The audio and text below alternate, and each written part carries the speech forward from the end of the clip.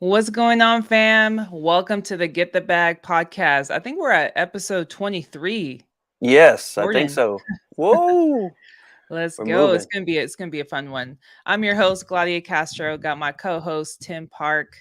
What We're gonna up, have some fam? fun today.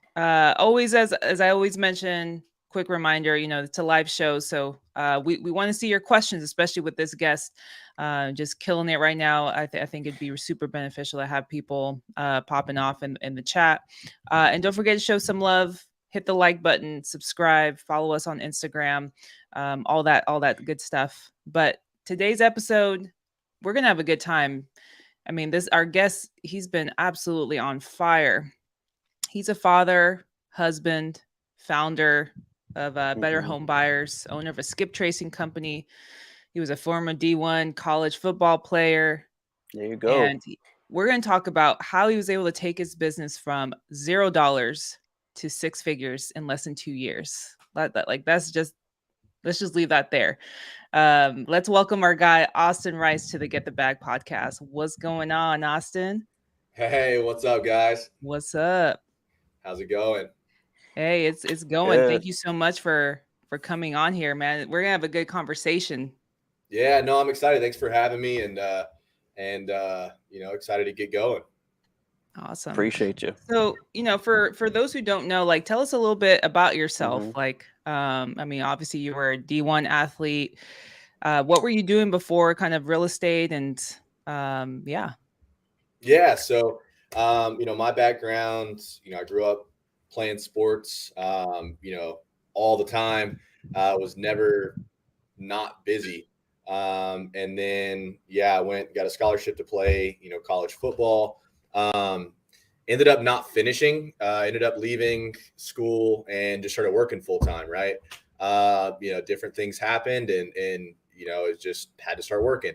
And so I've been in sales since ever since I can remember.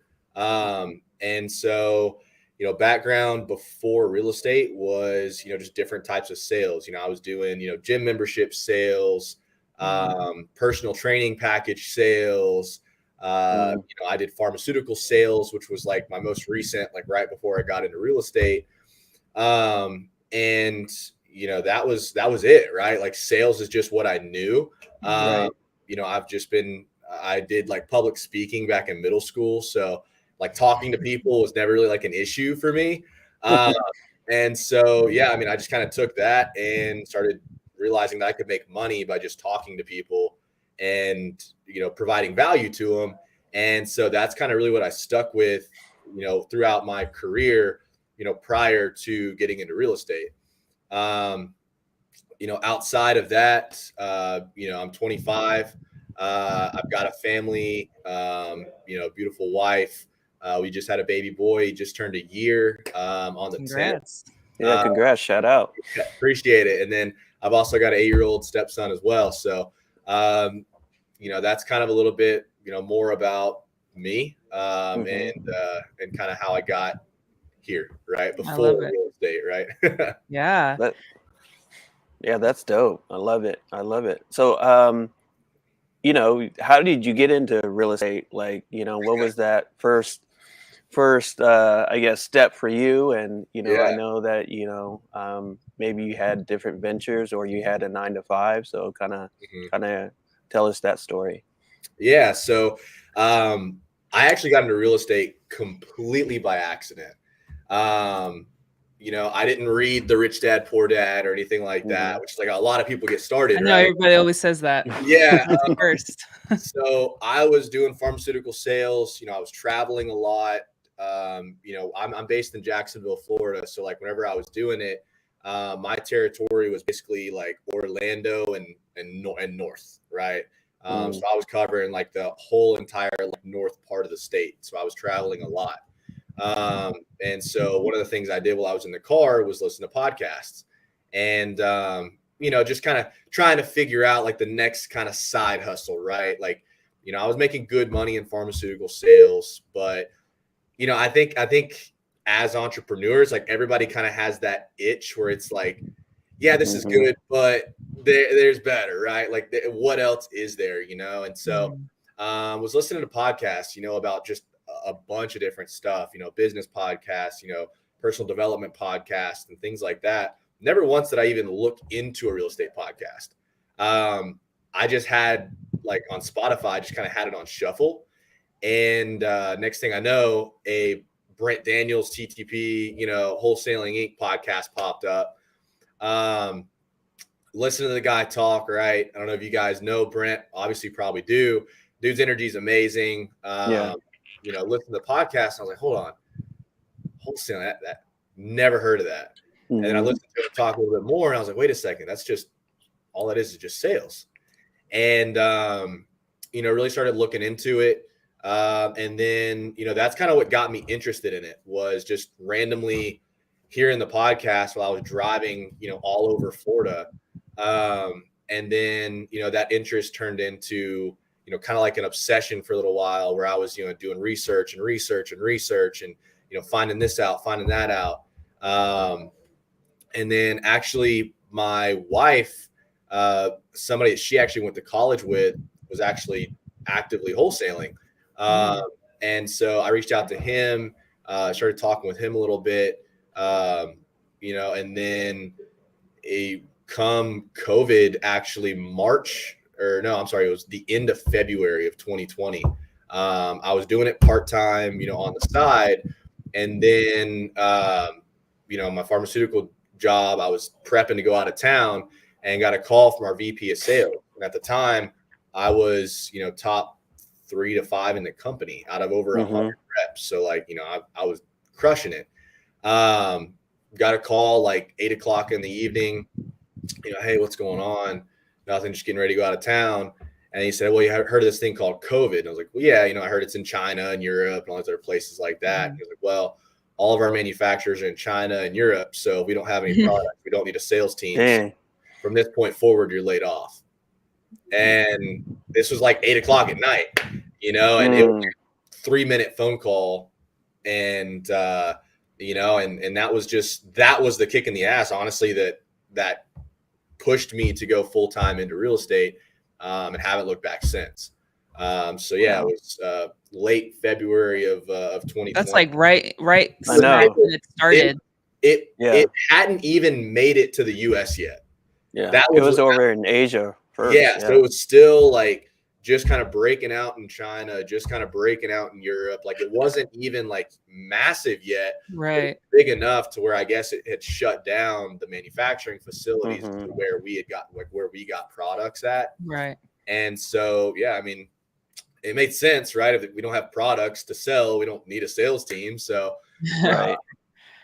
Just kind of cut it off there.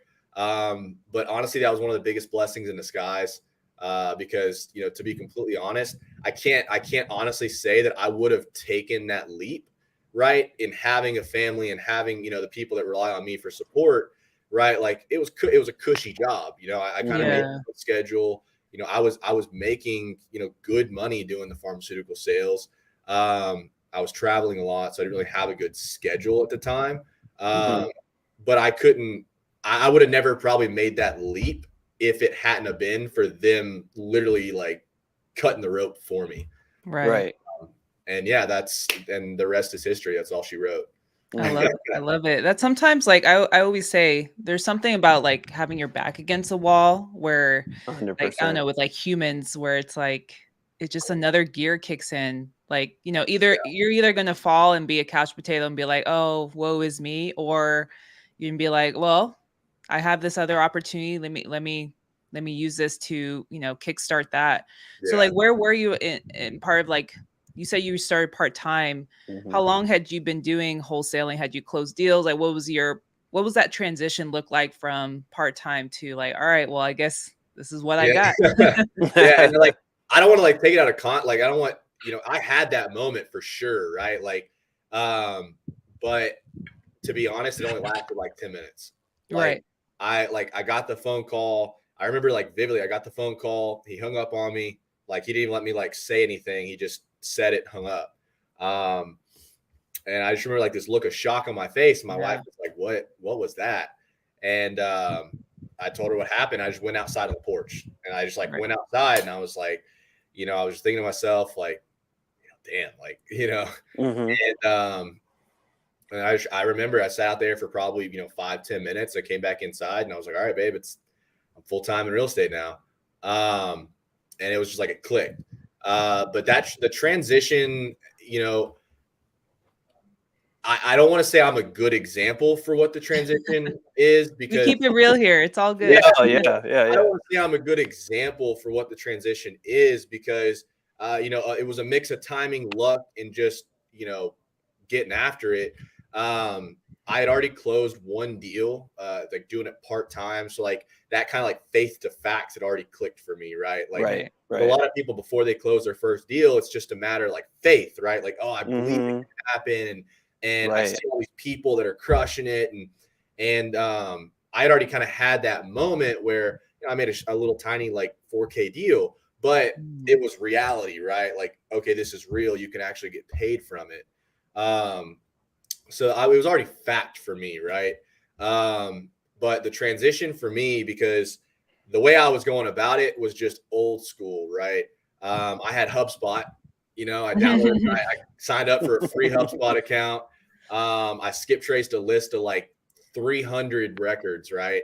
Because at the time I didn't really have the disposable marketing, money or anything like that. So skip traced like 300 records, and in between doctor's offices, I was hand dialing the records from an Excel spreadsheet. Wow. Going and in between, appointments at doctor's offices and stuff like that, I was really calling homeowners. I didn't have, a computer pulled up. I didn't have, Zillow pulled up, or I didn't have anything like that. I was just doing it, right? I was just calling them, and ended up getting a pretty decent sized deal off of doing that. And then, once that kind of got like my hand kind of got forced, the transition was, hey, I don't have to hand dial anymore, right? I'm going to go in, I'm going to sign up for, Mojo, and what the first one that I signed up for was Mojo. Right. Went and signed up for Mojo Dialer, and went and skip traced a list of like 5,000 records, which still is not a huge list. Right. And at the time, my wife actually worked at a co-working space. So it was super convenient because I actually had somewhere I could go. Yeah. And I went and just set up shop there and started cold calling all day, every day. And ended up getting 2 deals my first week. Wow. And then from there, it was just the rest is history. I love it. That's So cool. you were literally like cold calling, like for how long? Just like on the dialer. As long as I was dialing 8 hours a day. I mean, That's it crazy. wasn't like let me call and then take a break and let me call. Like I was, like my back was against the wall. I didn't have a plan B, right? Exactly. What I thought was my plan had just gotten literally just pulled out. And so I had to make it work. It wasn't like, if it works, it does. If not, cool. It was, I got to figure out. Success was the only option. Yeah. Right. And so, Right. and I knew sales. I knew how to do sales. Right. And then at the time back then, though, I still thought of it as real estate. Right. I still thought of wholesaling as real estate. And so it was still kind of like a learning curve for me, whenever I was doing it back then. And so I was still trying to have like, I was Googling scripts and like downloading scripts and everything, and, trying to like tweak it and make it my own and all this stuff like that. But yeah, I mean, whenever I first started, I was literally cold calling 8 hours a day. I was taking everything from cold call to negotiation to, sending out the contract and everything. So it wasn't, I didn't hire a VA right off the jump. Right. I didn't hire an acquisitions right off the jump. I mean, I was doing everything. You're locked in. Which, Yeah, in my opinion, I feel like, I'm not gonna say that everybody, but I feel like in order to grow like a wholesaling company successfully, I feel like you kind of have to be in the trenches, at least for a little bit, to know every single position. Right. Right. I love that. I mean, I think because you kind of started from, basically bootstrapping everything. I mean, Yeah. you did everything. I mean, you just started from just cold calling, even part-time, right? Cold calling, and then I mean, yeah, I just was literally dialing people off a spreadsheet in HubSpot Yeah, but in my that's what we tell car. people, like, when Yeah, you in my yeah, start off, car, like, you just talk know? to sellers. Don't worry Yeah. about the exactly. systems. That'll come later. I didn't People whenever I first got the first person that said they were interested, I had no clue how to comp the house. Yeah. I had no clue how to make an offer. And so I literally just, I knew the 70% rule, which I don't use that anymore. But I didn't know how to pull an ARV or anything like that yet. Um, Hmm. and so I literally just went on Zillow, 70% of the Zestimate and did it. And, Right.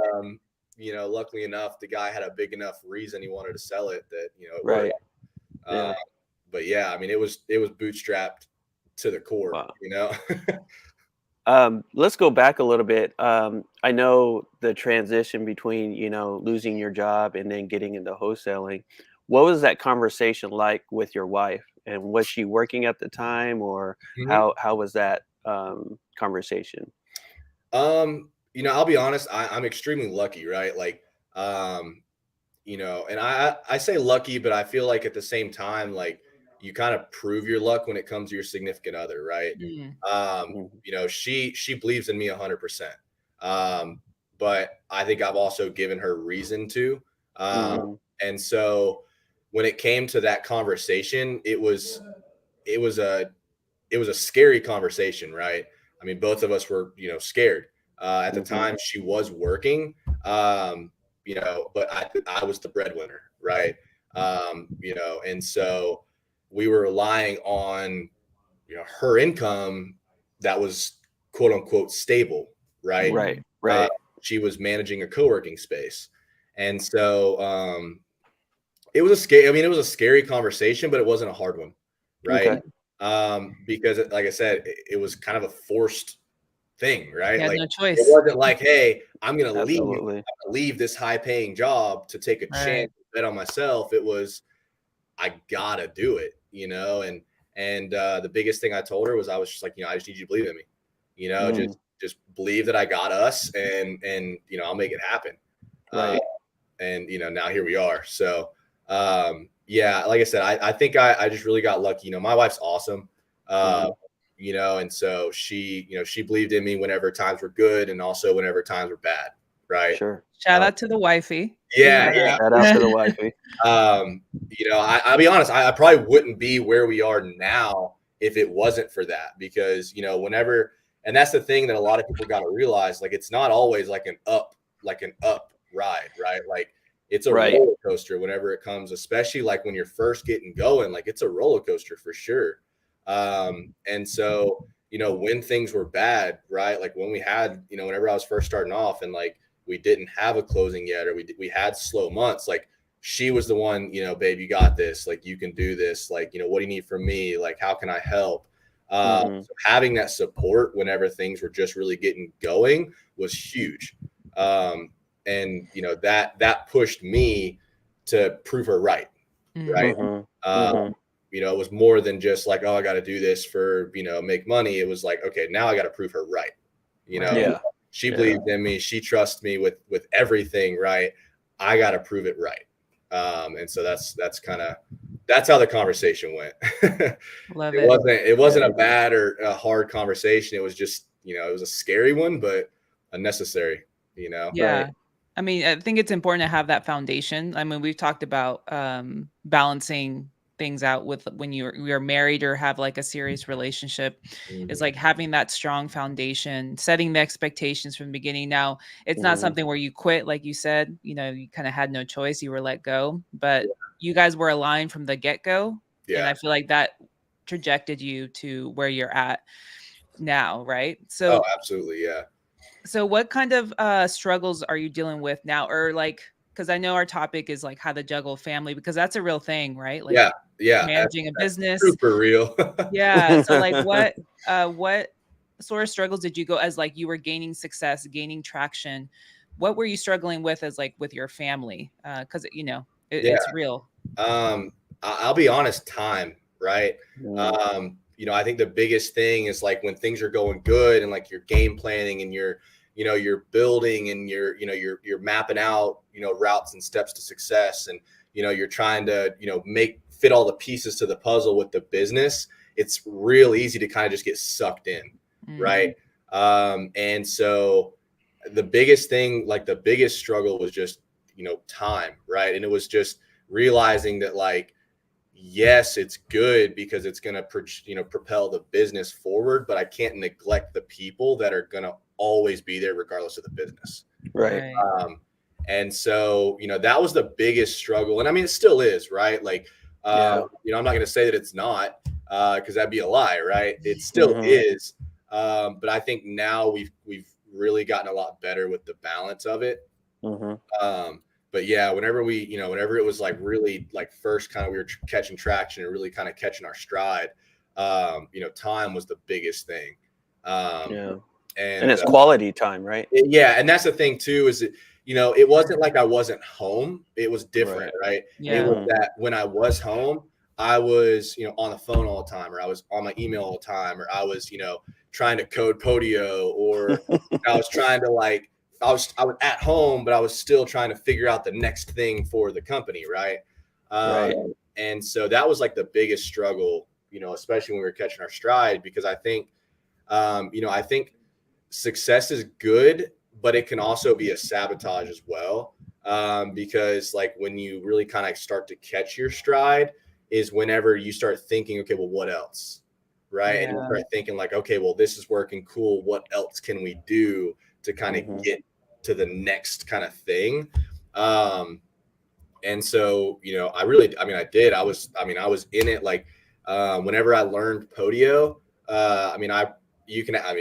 my wife hated it, but like, I probably spent like 5 days straight, like didn't sleep much, wasn't on the phones or anything like that. I just spent like 5 days, like learning, the code and how to build Podio and everything like that. So that turned into our CRM that we have now.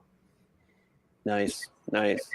And, it's just, I think, your business is structured based on, like you said, that time with your family too. And I think you do an interesting thing that a lot of entrepreneurs that have success don't do, right? And can you talk a little bit more about like how your business is structured, and then, and then separating that family time from business, and how that works with your life and your business? Yeah. So, our business right now, like, at our office, the hours are 9:30 to 4. And I'm a firm believer that in that time period, we should be able to make shit happen. Right. And, there's some days we stay later. Everybody that's here has a key to the office. So, if I jet out, somebody else can stay later, make calls, and lock up. Right. But, I do that on purpose just because, one, I want to be able to be, at the house at a reasonable time. But two, I want there not to be any burnout, right? With, the guys that are on the team, the people that we have on the team. I don't want it to feel like a corporate, like 9 to 5, type of thing. We have flexibility with the schedule. It's 9:30 to 4 is like the technical like hours, but we have a killer week and they want to work from home on a Friday, go for it. But as far as like how we structure the business to make sure that we can, fit family time in as well. I really just kind of like to make it a priority of mine. And I'm not going to say that I'm perfect at it.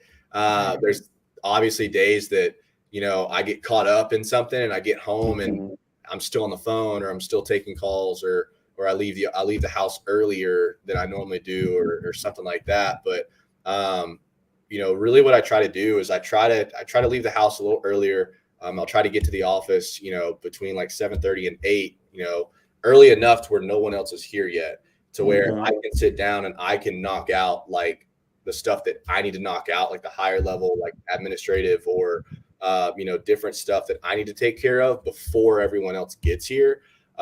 Because number one, that frees me up whenever they get here to be able to interact with them and help them out with anything they need. But two, I'm not stressed out about that stuff now during the day. Right. And so I try to make it a big priority of mine to get here early to knock all that stuff out, to where, when 4:30 rolls around, I'm out, Right. And I try to do that. Like I said, not every day is I'm on time, or not every day I'm out. But the good part about that is there's also some days where I'll leave at 12. My son might have something going on at school, or flag football practice or something like that, and I'll leave at 12. And the thing about it is, no one in the office questions it, right? Yeah. Because they know that we're building the business around the lifestyle. We're not building a lifestyle around the business. I love that. That's kind of how we've structured it. That's a bar right there. I know, right? Yeah. Because we talk about people talk about their vision and always say, well, I'm here for the money. I mean, it's nice, but you have to have some sort of vision of what kind of life you want to build, and then reverse engineering, right? Take the steps to do that. So I love that quote. Let's talk about kind of your team, how you're how you built your team, and kind of where you're at. Cause the conversation we had the other day, I kind of liked how you have things laid out where you're not in the business necessarily. Yeah. So our team right now, we run lean. And I do that on purpose, right? We run lean and efficient. So I'm very picky about, who we bring on as part of the team. Through a lot of trial and error, through a lot of, bringing on the wrong people, or, whatever the case may be, right? We've got a really good solid foundation with our acquisitions right now. We've got 3 acquisition managers managing, we're getting, over 300 leads a month right now. So that right there is plenty to separate between 3 people. We are currently right now actively looking to hire an admin / TC, because right now I'm handling all that. And then I also handle the dispositions right now. So in the near future, we'll be bringing somebody on to handle the dispo. But and TC's transitional, transactional coordinator. Right? Yeah. So somebody to handle all the paperwork, making sure they're reaching out to the title / closing attorney, just making sure that the back end process that a lot of people don't think about, right? Everybody talks about going and closing deals and selling the deals, but a lot of people don't talk about the title process, right? And the back end side that you got to deal with to get deals to the finish line, right? And so a transaction coordinator is just the person that's going to be the point of contact for the title company, making sure we're on track, making sure things are on time, making sure, liens are good, payoffs are ordered, HOA estoppels are done, all that stuff. Right. But yeah, so with our acquisitions team, right? Right now we've got 3, they all come from various different backgrounds. I don't recruit on experience or background or anything like that. I recruit on personality. And so with our acquisitions department, I recruit on personality. I don't recruit on any type of experience or skill or anything like that. Because when it comes to that, I can train the skill, right? I can train I can train that, how to negotiate, how to read a script. I can train all that. I can't train your personality. I can't train your genuine just ability to talk to people. So that's what I look for more than anything. But yeah, that's kind of our structure right now. We've got 3 acquisitions managers. We're actively hiring for an admin, and it'll be an admin and / transaction coordinator. So if y'all know anybody, hit me up. And then, in the near future, we'll also be hiring for dispo as well. And then probably within the next month or so, we might bring on another acquisition. Nice. So that's your in-house team, right? You have also a team of cold callers that bring on the leads, right? Yeah. So I'll give a shout out to them. We use a company called Phone Beasts. They've been great. You know, we work with them. I've worked with them pretty much from the start.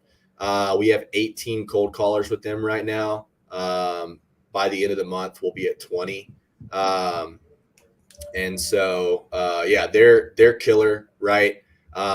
You know, obviously, you know, they are VAs, so they are, you know, overseas. So, Right. you know, it's not going to be perfect, right? I think that's one of the things I was guilty of this as well. You know, people are trying to get like the perfect sounding VA, right? I mean, I was guilty of that too. Like, you know, I didn't hire a VA for the longest time because I was like, I don't want somebody with a, you know, super thick accent, you know, talking Right. colors, right? Like, and then, you know, really, I just kind of had to realize, like, as long as they're reading the script and as long as they're conversive and, you know, they don't sound robotic, they're still going to get the information. And if the seller is truly motivated, they're going to talk to them, right? 100%. And so, you know, that's the biggest piece of advice I could give on that front is stop overthinking trying to get the perfect VA. Right. They do exist, but they're few and far in between. But yeah, we use Phone Beast. We have 18 callers with them right now. You know, we've tried other services. We've tried, you know, different things, but, you know, those guys are awesome. We get, you know, an operations manager and a team lead with them as well. So, you know, I only have to train one person, and then that one person trains the rest of 18 people. Oh, that's I was going to ask cool. how that's set up. So that's all included in like, say, Yeah, the monthly so cost. that's all included in the hourly rate, right? And so I train the team lead and the operations manager. So I train them, and then they go on and train the staff. And it's, you know, super good. I've been working with them long enough now to where they kind of know where our expectations are. Right. To where if, you know, productivity is low on a caller, they'll automatically switch them out, train somebody new, and pop them in. That's cool. Nice. Yeah. So, I mean, they've been awesome for us. So shout out to those guys at Phone Beasts. You can find them on Facebook. I don't think they're active really I was anymore. like, you got an affiliate link or something? Yeah, no, right? There you go. I mean, that's the thing is I don't have an affiliate link or anything like that with them. They're just, you know, they're good. You know, you can tell them Austin sent you. I don't know what they'll do for me, but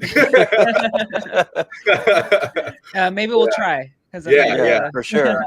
But yeah, they're really good. So I would definitely highly recommend, you know, them for anybody out there that's looking for a good cold calling service. You know, that's who we use. And we've got 18 with them. We'll have 20 with them by the end of the month. You know, they do offer like lead managers and stuff like that. We don't utilize lead managers in our business personally. So we don't use them for that. So I can't speak on that, but their cold callers are top notch. Love it. Yeah. So was that kind of your first hire, kind of going a little bit back, like what? Yeah. Like hiring like Phone Beast? Oh yeah. Yeah. My first hire was to get me out of cold calling. Yeah. You know, and honestly, that was the most intimidating hire, I think, because that's the most time intensive thing.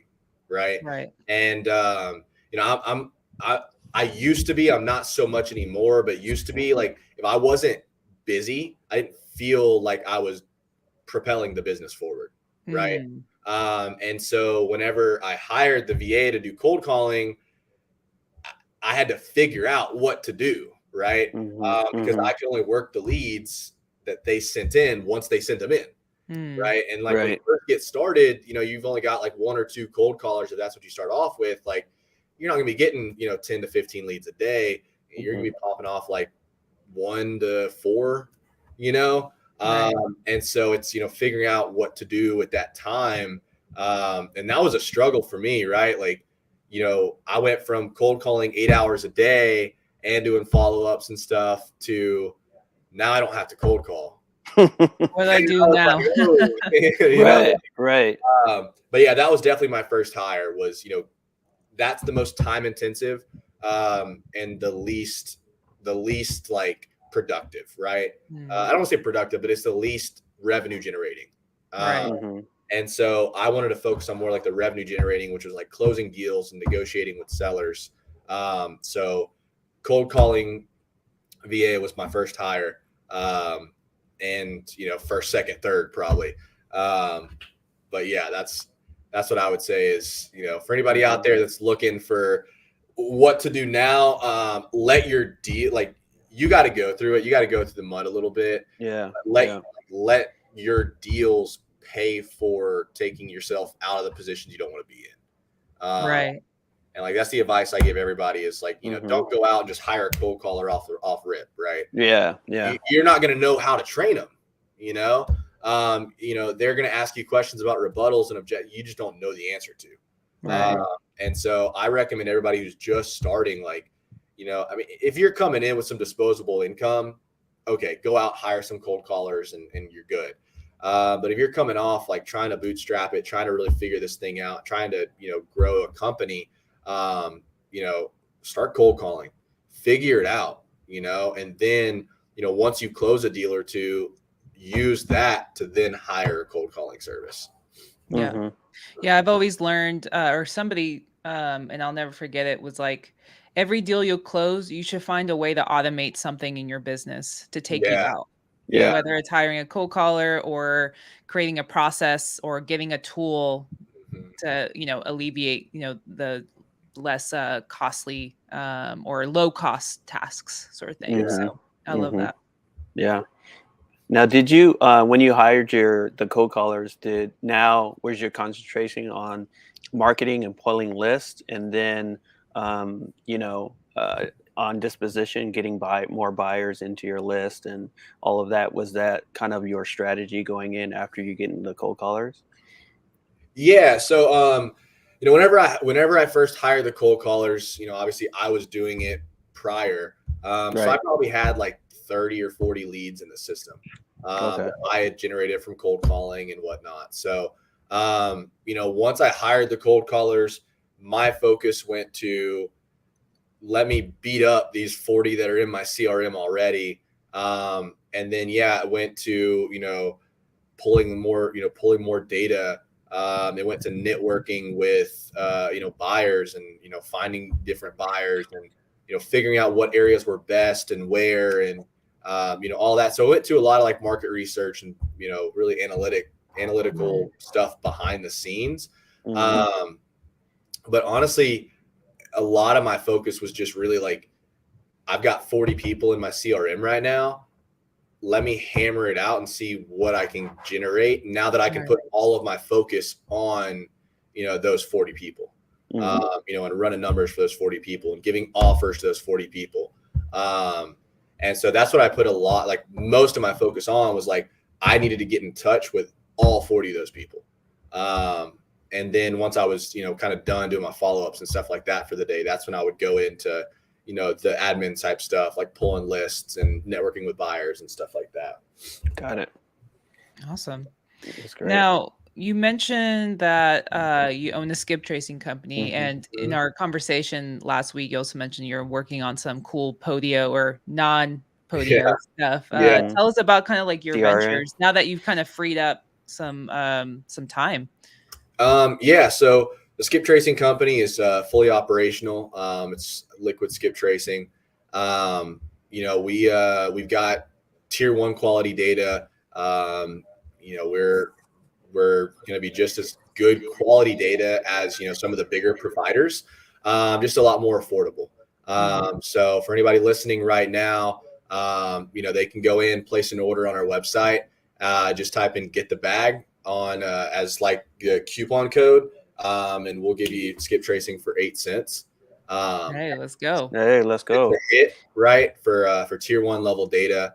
But yeah, I mean, so the different stuff that we're kind of moving into now, skip tracing, obviously we've got that going. We do actually have a Podio based CRM that we're going to be, rolling out here soon. It really automates the full process. One of the biggest things that I didn't like about a lot of the Podio based, CRMs that are out there right now was that I feel like they try to do too much and try to shove too much into a CRM. Right. And my biggest thing, being in sales for so long is I feel like the CRM should be for the sales. right? It's not a total business overview of, all your financials and everything like that. Like, yes, you can use it to track certain, things. You can track your ROI and everything in there. But I feel like there was just a lot of clutter with all the other Podio-based CRMs, and Podio in and of itself is already cluttered, right? Yeah. So you don't need to make it more than it already is. So I spent the time to really like dive in and build out a Podio-based CRM that it's in sequence, right? So when the lead comes in, it starts as a lead, and then we got a leads app, we've got an offers app, we've got an appointments app, we've got a whiteboard app. So the whole process kind of flows. We've got JV app to where you can send out the web form and people can fill out and submit JV deals to you guys. So we kind of automated a lot, right? We don't have any e-signature, integrations, but we've got it to where it'll automatically generate a PDF offer in 5 seconds, based on the information entered into Podio. It'll underwrite deals for you. It'll tell you what your MAO is based on, if you're selling it to a local buyer, or if you're selling it to an institutional level buyer. So, we've really put some time and energy into that. I've gotten actually somebody you guys have had on here, Eric. I've gotten, other people, that I know and friends of mine to kind of give their input and kind of what's good, what's bad, and things like that. And I think we've got a really good product with it right now. So we're working on getting that to where it's, able to be rolled out. Should be here soon. And then, we are actually working with a developer right now to really get a CRM that's off Podio. I don't have a timeline on that just because there's no telling. But that it's whenever it's kind of all said and done with, that's going to be a huge one. But we're working on all that stuff kind of in the background.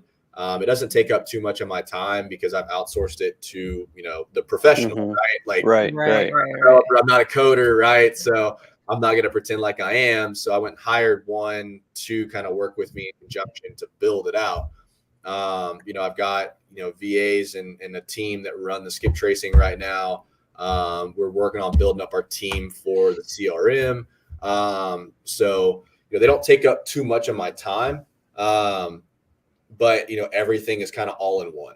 And that's kind of what I've kind of planned, is to kind of keep everything kind of in line with what we're doing. We've got the wholesaling company, we've got the skip tracing company, we've got the CRM company. So everything's kind of like right in line. Love it. I know people will be already jumping at. So whenever it comes out, they need a wait list. Right? Yeah, for sure. It's and you can actually, we do have a website for the CRM. It's nothing too fancy. I built it, right? We're working on getting another one built, but if you guys are interested in the CRM, just kind of getting a demo or anything like that, you can go to getliquidcrm.com and just kind of get more information about it.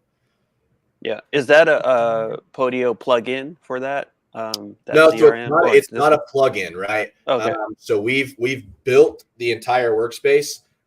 So whenever new users sign up, we have to go in and actually, fully build out the workspace for them and everything. Got you. Yeah. So we can integrate, like Carrot, we can integrate, WordPress websites, any SMS platforms to use, or any, cold calling and stuff like that. So we have a team that handles all the integrations and everything like that. We're able to, import and export, all your data from your old CRM, because that's one of the biggest headaches, right? And switching a new CRM is you've got all this information in your old one, and how does it go to the new one? So we've got a team that handles all that for everybody. So if you guys are interested in that, CRM is Get Liquid CRM. Skip tracing is just liquidskiptracing.com. So definitely tap in. I posted it, the skip tracing and your CRM looking good. Yeah, so definitely tap in with Austin. Check out the site. Yeah. So one thing we wanted to kind of get from you is, like, since we were talking about family and your business, what are some your family goals, right? Like personal goals with your Mhm. family, and then what are some goals for your business? I know you've expanded your real estate business to for CRM and skip tracing. So what are your I guess more long-term goals for your business too? Yeah. So, on the family side, um, it's kind of tough to say, right? We're in a good position right now, right? We're not, Hmm. we're not stressing about, little stuff that we used to stress out about, right? So, Right. I think when it comes to like the family stuff, my biggest goal for like family is just, spending more time with them. Hmm. We've got a 1-year-old and 8-year-old. I want to soak up every Yeah. minute that we can, right? So I think as far as like the goal on the family side, it's more I just want to spend more time, right? Mm. And I want to be present more, go, take them to see things, that they're going to remember. Experiences are big, because, you can make more money, but you can't create more time, right? Hmm. Yeah. So I think on the family side, it's just more time, more experiences with them. Um, on the business side, um, so right now we're pacing to have the biggest year that we've had so far. We're on pace to hit just under 2 million in fees. Amazing. Our That's goal awesome. our goal for the business is our goal is to get to the point where we're doing 1 million a quarter. All of our teams on board with that. They're all hyped about it. And I make sure too that the guys that the people that we bring on the team, like we make sure they're compensated well, right? The Hmm. biggest thing is the culture and the environment, and them wanting to come to work, right? Wanting to come, wanting to make calls, wanting to lock up deals, and that's the biggest thing is we make sure that they're taken care of, because then whenever we do set goals for the company, everyone's bought in, right? Hmm. Because they know that their portion to that equals what they take home, and so they're pumped, they're hyped. But yeah, so company wise, our goal is our goal is to get to the point we're doing $1 million in fees in each quarter, and then aside from that, we're also looking at trying to start building a portfolio as well. So probably before the end of the year, we're going to start taking down some rental properties, Mm. and I don't really want to get into flipping, if I'm going to be completely Yeah. honest. Yeah. You don't have to. Yeah, You and don't that's have. the Yeah. thing. I think the common like misconception around the industry is like it's like a ladder, right? Like wholesaling step 1, flipping step 2, rentals are step 3, right? Like I think everybody kind of misinterprets that. I don't really think you necessarily have to get into flipping. I don't think you Yeah. necessarily have to get into buying rental properties. To be completely honest, I don't necessarily want to own rental properties. It's more so I want to own them for the tax, Right. Exactly. Yeah. Yeah, make 1 million a quarter. You got that money's got to Yeah, go and so somewhere. that's Yeah. the thing is I don't really necessarily want the rental properties for the income. That's more so what I'm creating the CRM for, is to have that passive, monthly income. Hmm. Um, and so when it comes like the rental properties, that's more so strategic than it is anything else. But one of the biggest goals that we're looking to get into by the end of the year is really start getting into multifamily, a little bit more heavy than we kind of have been in the past. Really start marketing more towards it, really start, networking more, start raising private capital. We really want to start taking down some multifamily, if not before the end of the year, beginning of Q1 next year. And so that's kind of where we're at, like goal wise for the company, is, we're goal to hit 1 million a quarter, take down a couple rentals, just more so for the tax breaks on it than anything. Hmm. And then start raising some capital, to start taking down some multifamily towards the end of this year, beginning of next year, and just really start taking off and seeing where we can go from there. Love it. Are there any specific markets you're looking into? And Hmm. also kind of a second part to that question is right now you're marketing in almost nationwide as well, right? You're not just closing in a particular market. Yeah, so I'll answer question 2 before I answer question 1. There you go. A little more context, right? So right now we're actively marketing in Jacksonville, Florida, Orlando, Florida, Tampa, Florida, Atlanta, Georgia, Charlotte, and Raleigh, North Carolina. We're doing a little bit of marketing in Winston-Salem, North Carolina, Dallas, Texas, and Houston, Texas. So those are all the markets that we're, and it's not just marketing, we're actively doing deals in each of those markets. That's one of my biggest pet peeves. Everybody's like, yeah, I'm in 10 different markets, but I close 3 deals a month. Right. You know, so we're actively doing deals in all those markets. And so when it comes time for us to start really looking to, you know, raise capital and actually start looking at deals, we want to kind of stay in those similar markets. You know, really the Southeast is what we're looking for. You know, obviously if we can come across a really good deal, I'm not going to say no if it's not in that geographic area. I know the Southeast. So it's easier for me to look at a deal and know what's kind of really going to happen if it's in the Southeast. But like I said, if it's a good deal, we're still going to look at it regardless of the, you know, geographical location. Right. And what sort of steps did you take to kind of open up those different markets? Like, has your process really changed, or is it just kind of copy paste? So a lot of trial and error. But our process right now is pretty copy paste at this point. You know, if we're going to launch a market, we're going to launch a market with a super niche list, right? You know, all the lists that they talk about on almost every other podcast, right? You know, your absentees, your pre-foreclosures, your vacancies, your liens, like all that stuff, right? That's how we launch a market, because we should be able to get deals off of those niche lists, right? Right. And then we kind of judge the market based on those deals and kind of the interest, the appetite for, you know, the buyers have for those deals. And then if, you know, we realize the appetite is good, then we'll do broad marketing and we'll start really hammering the market. We realize the appetite is kind of so.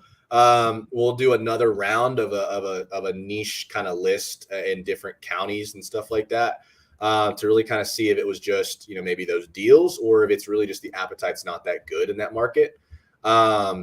But, you know, if we realize that, you know, after the first round of marketing, the appetite's just not there, we're having trouble selling deals, or we're not, you know, our spreads are kind of thin, then it's just easy. It's easy. We just pull out and we'll find a new market. You know, we do different market research. You know, I'm continuously looking at new markets all the time. It's one of the biggest things that I do right now is, you know, market research with, you know, the activity level, the, you know, level of buyers, you know, what things are selling for, what the average sales price is, and all these different markets, you know, institutional level activity versus, you know, individual level activity. And so I'm constantly looking at those things all the time. And so, you know, that's kind of how we make our decision on what we launch into. And we always launch with a niche list, because like I said, we should be able to get some return off of a niche list. Right.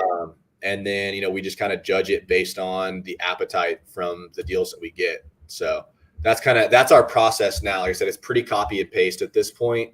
But a lot of that is because, you know, our marketing spend right now is an investment, because I know that we've got the process in place to close the deals once we get them. Right.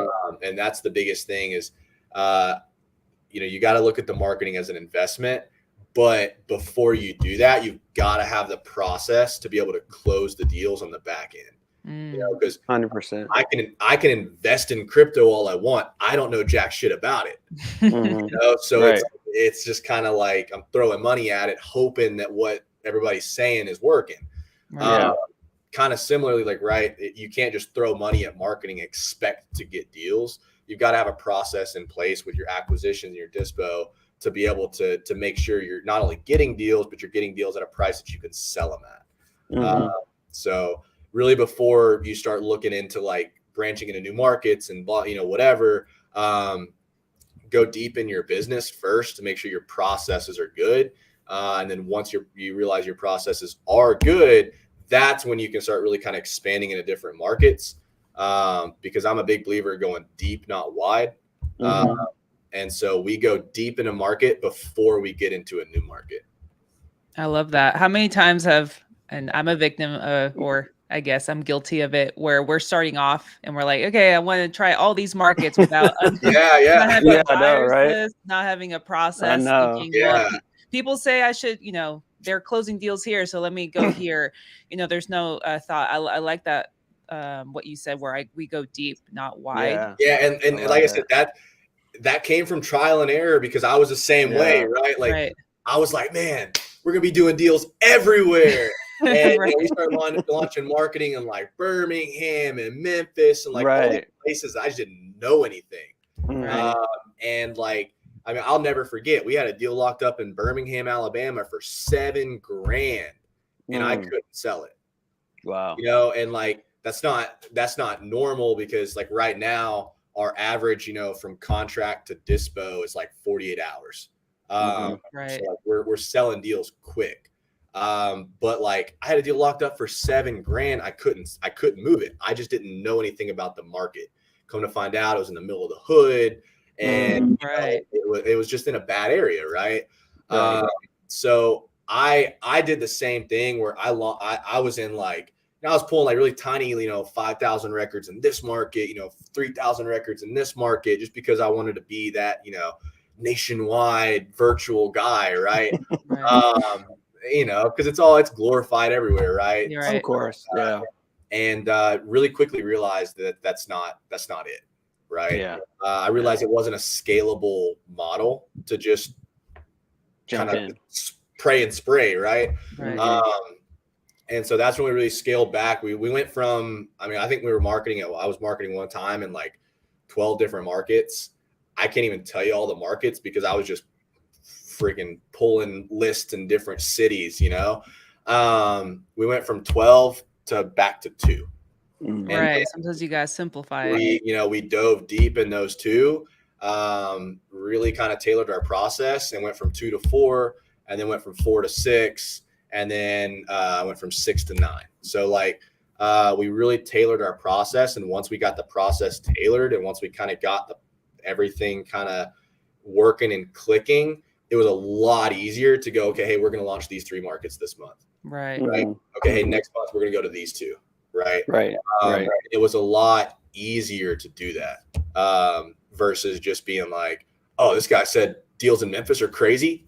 Memphis next month. Man, so many people right. Where do you close your list? So what sort of things do you do to, like, before you go into market, to like become an expert in that market? Like, what are just a few things that you do? Never an expert in the market before we launch. Completely or at least to get a good idea. Yeah, like where, really, I'll look on prop.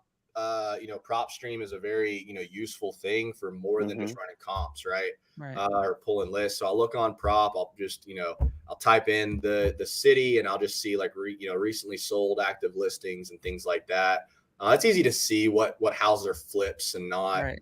I'll go to Zillow, and I'll type in, the city, and see, Zillow's super helpful. You can see recently solds and everything like that. So I'll go on Zillow, do recently sold, and I'll do last 90 days. And I'll see the activity in the market, and, if it's active or not, because whether or not it's a wholesale deal or if it's a traditional, listing, it still shows, right?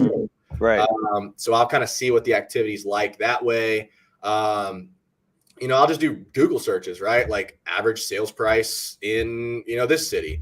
And just go through different kind of, articles and different, places about, because all that stuff's public information. Right. Unless it's a non-disclosure state like a Texas or something like that. But for the most part, you can find all that information just off of Google. So I'd like to sit here and say it's like some fancy like software thing that we do, but it's just a lot of time just, diving into prop, diving into Zillow, and diving into Google.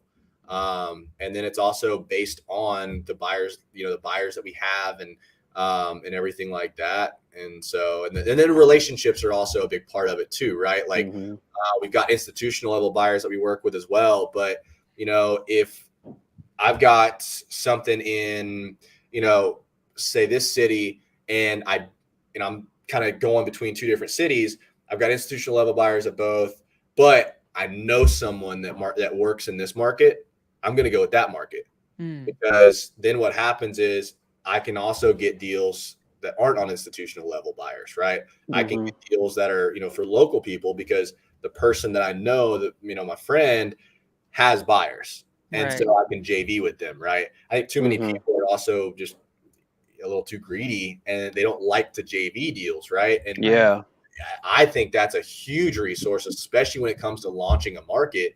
Right. Is JV a deal, 100%. right? Like, especially when you're launching a market, because that person, especially if they've been in that market longer than you have, probably has a pretty good buyers list. Right. And Yeah. the other thing is too, like, they'll be able to tell you if you're running your numbers right, because different markets are different. And Mhm. so when it comes down to it, like, yes, there's like a general over way that you can kind of run numbers, just kind of blanket. But different, colleagues and different, people in your network will be able to really tell you if you're running numbers right for the appetite in that market. Mhm. And Mhm. so, like, I utilize my network a lot whenever we come to like launching new markets.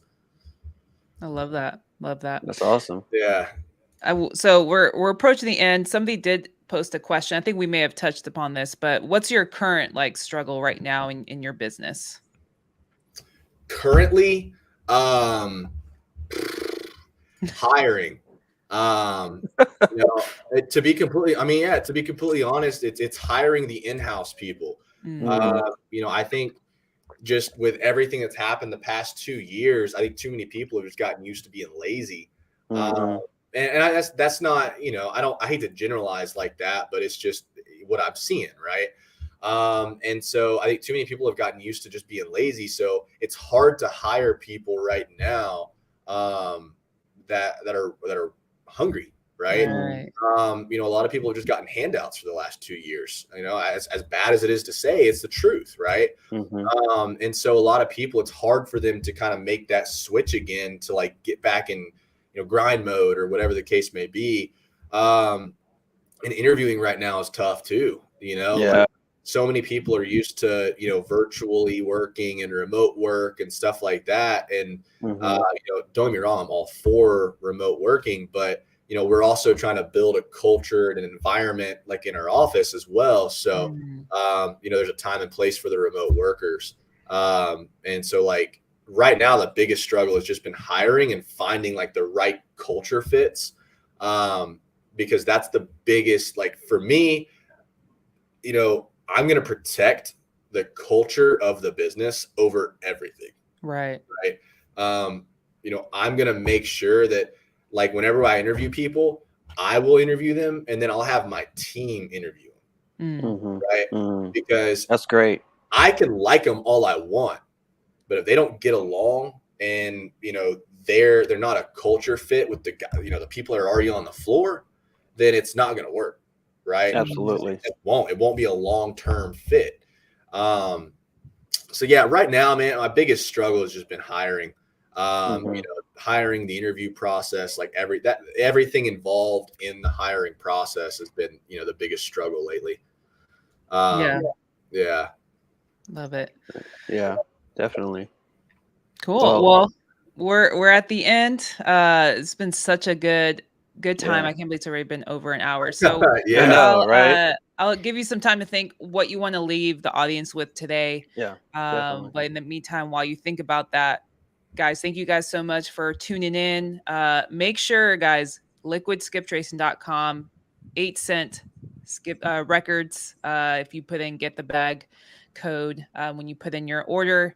Also, getliquidcrm.com if you want to get a sneak peek of Austin's awesome CRM. No shade to Podio by any means. No, I mean, yeah, Podio is Podio, right? It's the industry standard. At the end of the day, it works, right? Right. At the end of That's the all day, that it matters. works. Yeah, for sure. Well, guys, don't forget to hit the like, subscribe, follow Austin. I think I also put in his IG. Follow him on IG, Austin. Was it Austin Rice _REI? Yeah. All right. What do you want to leave the audience with today, Austin? Yeah, I mean, it's something I said earlier, but especially for people that are just starting off, the biggest advice is build the business around the lifestyle you want, right? Don't build your lifestyle around the business, because that's how people burn out. there's a short life cycle for entrepreneurs. There's a short life cycle for business owners, right? And a lot of it comes because people are building their lifestyle around the business.